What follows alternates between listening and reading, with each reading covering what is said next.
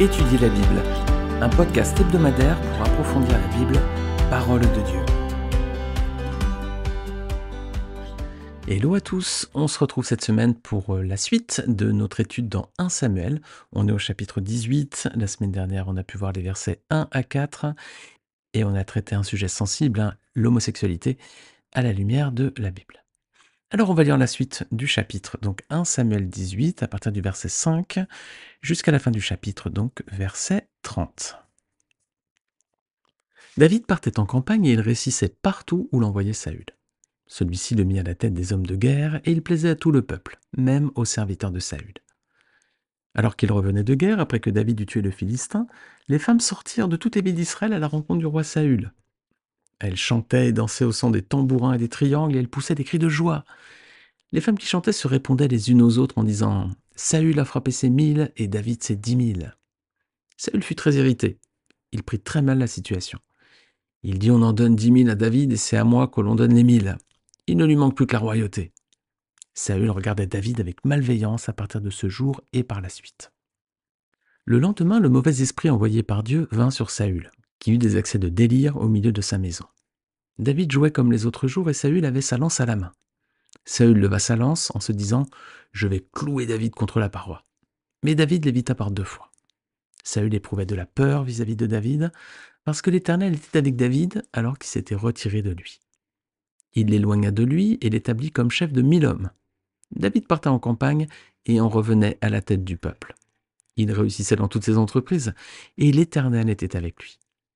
Voyant qu'il réussissait toujours, Saül avait peur de lui.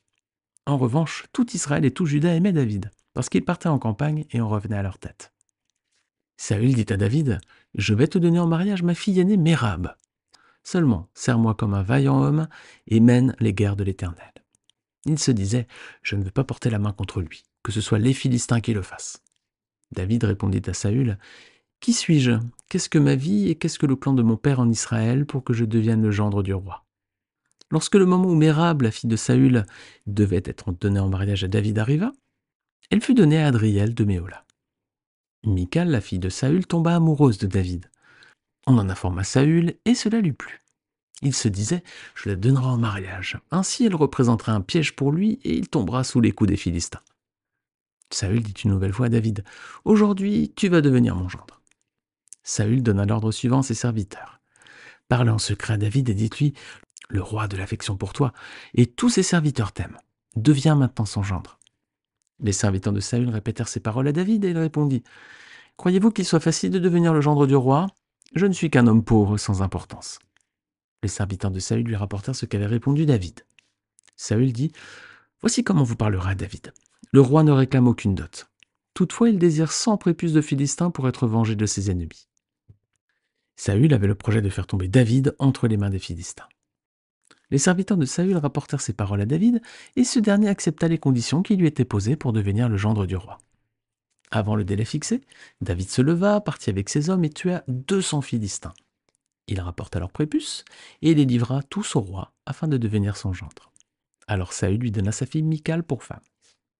Saül vit et comprit que l'Éternel était avec David. Quant à sa fille Michal, elle aimait David. Saül eut de plus en plus peur de David et il fut toute sa vie son ennemi. Chaque fois que les princes des Philistins partaient au combat, David avait plus de succès que tous les serviteurs de Saül et son nom devint très célèbre. Alors les amis, écoutez, on va regarder tout ce passage. Donc déjà, on va faire un aparté entre les deux personnages. Donc d'un côté, Saül et de l'autre côté, David. Alors on va voir que les sentiments qui étaient dans leur cœur n'étaient pas du tout les mêmes. Tout d'abord, on va regarder les sentiments qui étaient dans le cœur de Saül. Et ils sont au nombre de 6. Tout d'abord, versets 6 à 8, on a la jalousie. Et Saül est irrité parce que les femmes de la ville chantent la gloire de David. Et d'ailleurs, au passage, elles humilient donc Saül avec leur chant. Alors ça agaçait Saül, il était très, très jaloux de ça, parce que les femmes disaient, chantaient donc et se répandaient les unes aux autres en disant « Saül a frappé ses 1000 et David ses 10 000 ». Alors il était très jaloux. Eh bien les amis, on ne devrait jamais être jaloux de la réussite ou des bénédictions accordées aux autres. Au contraire, on devrait se réjouir avec eux. Deuxième sentiment, verset 9, la rancœur. On voit que la jalousie du roi contre David n'était pas passagère. Elle a continué tout au long de sa vie. Saül, il a fait qu'entretenir de la rancœur finalement vis-à-vis de David, hein, malgré que David lui soit toujours resté fidèle, hein, et on le verra au fur et à mesure des prochains chapitres. Donc, après la jalousie, la rancœur. Ensuite, versets 10 à 11, la colère. Voilà. Il est tellement jaloux que maintenant, il essaie de tuer David à 2 reprises. Il essaie de le tuer notamment avec sa lance, là. Alors, Saül, il fait pas preuve de maîtrise de soi, hein. Ça montre bien qu'il avait plus le Saint-Esprit, hein. Le texte le précise, mais on le voit ici qu'il se maîtrisait plus du tout. Alors que, justement, hein, quelqu'un qui a l'Esprit de Dieu, hein, doit savoir se maîtriser. Regardez avec moi Galates 5, 22 jusqu'au verset 26. Si nous sommes chrétiens et que nous avons l'Esprit Saint, voilà comme nous devrions nous comporter, les amis.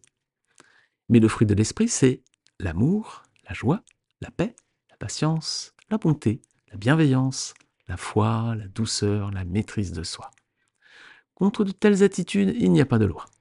Ceux qui appartiennent à Jésus-Christ ont crucifié leur nature propre avec ses passions et ses désirs. Si nous vivons par l'Esprit, laissons-nous aussi conduire par l'Esprit. Ne soyons pas vaniteux en nous provoquant les uns les autres, en nous portant envie les uns aux autres. Voilà des versets qui résonnent avec le texte que nous sommes en train de lire, notamment lorsqu'on regarde les sentiments qui étaient dans le cœur du roi Saül. Alors, versets 12 à 16 à présent, on voit que le roi éprouvait aussi de la peur. Mais il avait peur pourquoi? Tout d'abord, verset 12, parce que l'Éternel était avec David, hein, alors qu'il s'était retiré de lui. Et ensuite, verset 15, parce que David réussissait dans tout ce qu'il entreprenait. Alors si Saül avait été plus obéissant et plus spirituel, le Saint-Esprit serait resté sur lui, bien sûr, hein. Et puis il aurait dû également se réjouir des victoires de David, parce qu'elles lui offraient un avantage, c'est qu'elles lui permettaient de consolider sa royauté en Israël, et à moindre frais, parce qu'on voit que David est aimé par le peuple parce qu'il partait au combat avec eux, et qu'on comprend que Saül, lui, s'il envoyait plutôt ses serviteurs, quoi. Voilà. Donc les victoires de David lui permettaient aussi de consolider sa royauté, et notamment le contrôle de certains territoires. Alors ensuite, versets 17 à 18, on voit également que parmi les sentiments mauvais qui étaient en lui, il y avait celui de la manipulation, hein. Il envisage de donner sa fille aînée à David en mariage pour lui tendre un piège, en fait, hein. Qu'est-ce qu'il voulait faire? Saisir une occasion pour que les Philistins se vengent de sa victoire sur Goliath. Alors attention aussi, hein, de ne pas chercher à jouer avec les circonstances pour les retourner contre quelqu'un, hein. Là, ici, c'est un manipulateur, hein, clairement, Saül.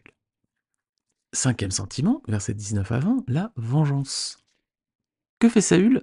Eh bien, et finalement, il donne sa fille en mariage à un autre homme, et il profite également que son autre fille soit amoureuse de David pour lui tendre un piège.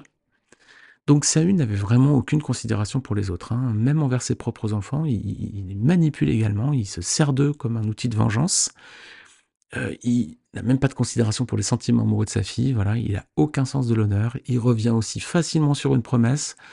Ce personnage, hein, Saül, n'a vraiment pas grand-chose de bon, de positif à nous proposer, hein.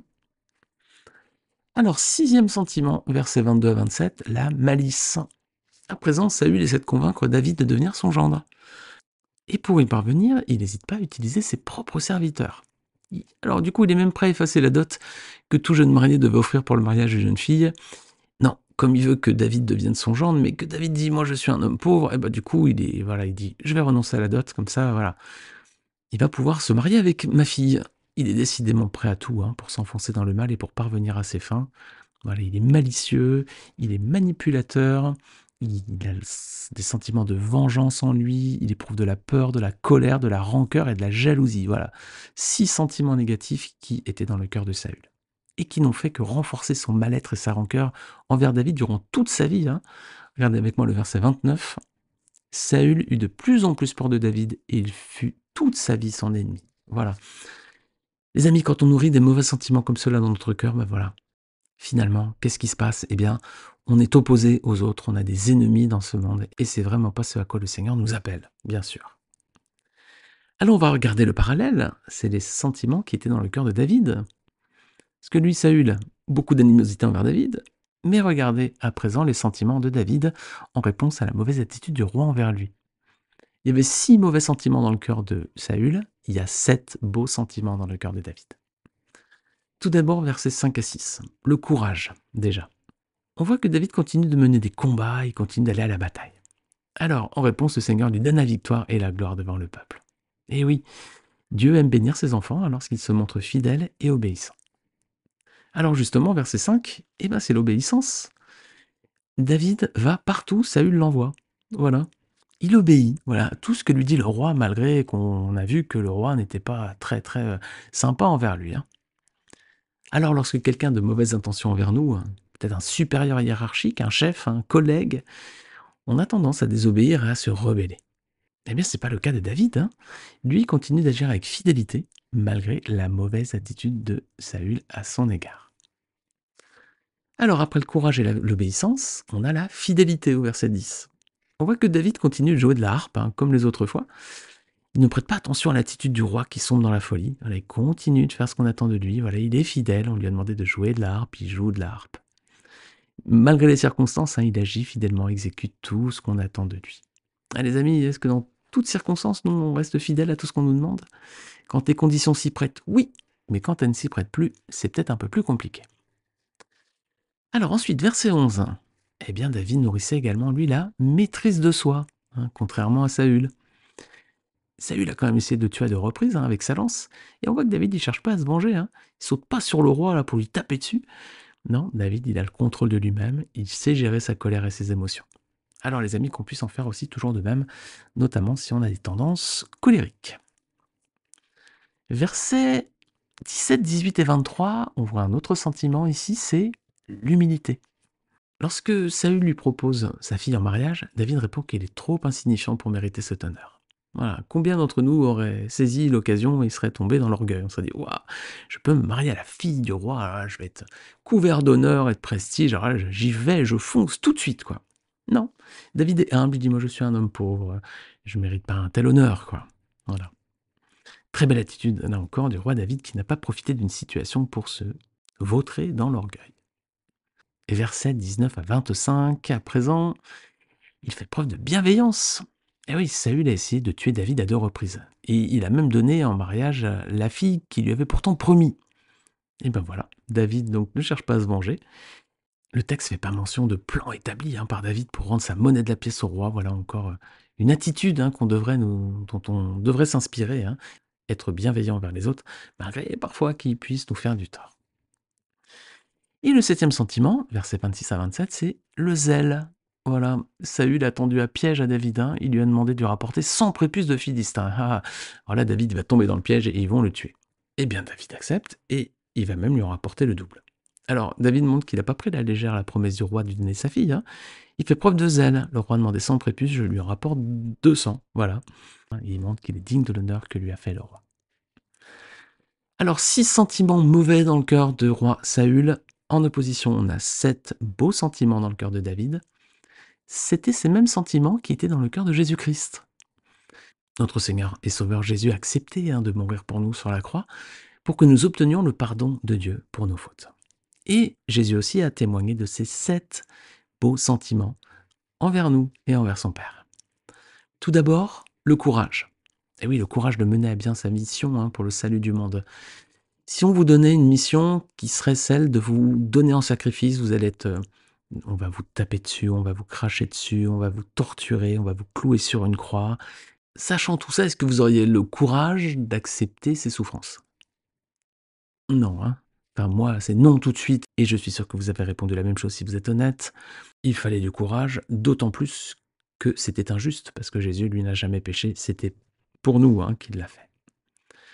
Alors, le deuxième sentiment, après le courage, c'est aussi l'obéissance, hein. Jésus était obéissant jusqu'à la croix, il a été jusqu'au bout, hein. Donc il était fidèle, fidèle à son Père et à la mission qui lui avait été confiée. Il a également fait preuve de maîtrise de soi, hein. Les Juifs ont attaqué en permanence, hein, ils essaient de piéger, etc. Il a toujours fait preuve de maîtrise, hein, notre Seigneur. Il était également humble, hein. Lui, Dieu, qui s'est fait homme pour nous, hein. Vous vous rendez compte, Seigneur était dans le ciel avec son Père, et venir jusqu'ici, dans un monde de péché, dans notre débauche, dans notre boue, dans nos salissures. Il fallait être humble, hein, pour le faire, hein, vraiment, hein.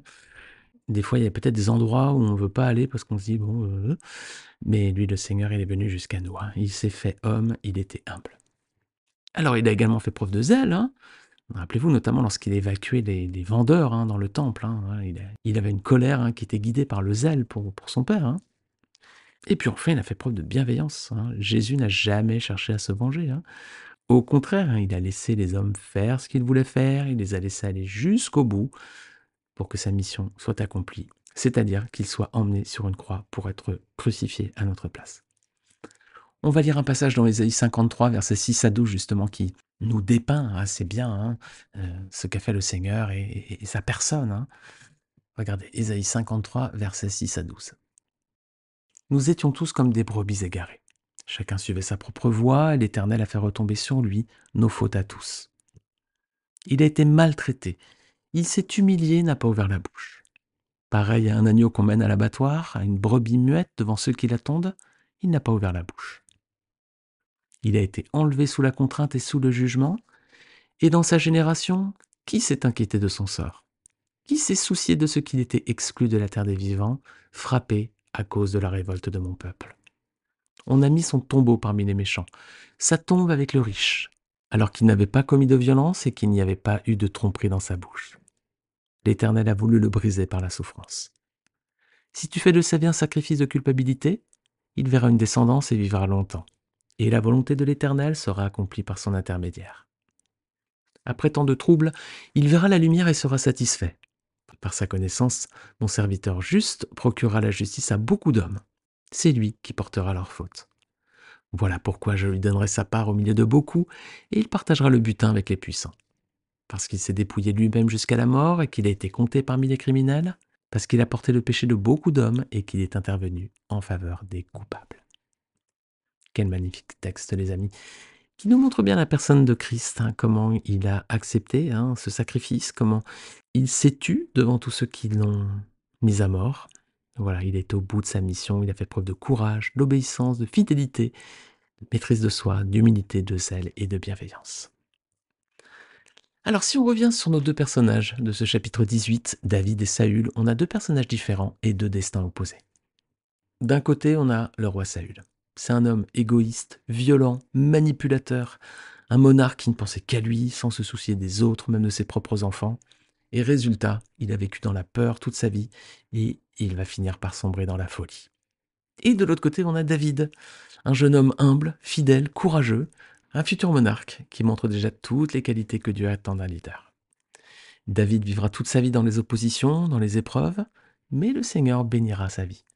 Et aujourd'hui encore, son nom, David, est synonyme de courage et de vertu, à tel point qu'il est un très beau type de Christ, l'homme parfait devant le regard de Dieu. Alors les amis, quel contraste, hein, deux personnages différents, deux destins opposés, un qui a été maudit, l'autre qui a été béni. Voilà les amis, puissions-nous tous suivre l'exemple de David. Alors Saül va parler à son fils Jonathan hein, et à tous ses serviteurs, il va encore essayer de manipuler tout le monde pour essayer de faire mourir David, mais Jonathan va prendre position en faveur de son ami, et c'est ce qu'on verra dans le chapitre suivant. Les amis, j'espère que cette étude était édifiante, en tout cas elle l'est pour moi à chaque fois, hein, quand je prépare ces textes, je vois plein de choses que je n'avais pas forcément vues en première lecture, et honnêtement j'en ressors toujours édifié, alors j'espère que c'est le cas pour vous également. Si c'est le cas, n'hésitez pas à laisser une note hein, sur Spotify ou sur Apple Podcast. Voilà, n'hésitez pas à laisser une note et un commentaire, ça me fait toujours plaisir de lire vos retours et de voir comment ces études peuvent aussi vous être utiles. Les amis, on se retrouve la semaine prochaine, que le Seigneur vous bénisse. Et pour se préparer, vous pouvez déjà lire le chapitre 19 si vous voulez de 1 Samuel. Je vous retrouve la semaine prochaine. Ciao ciao.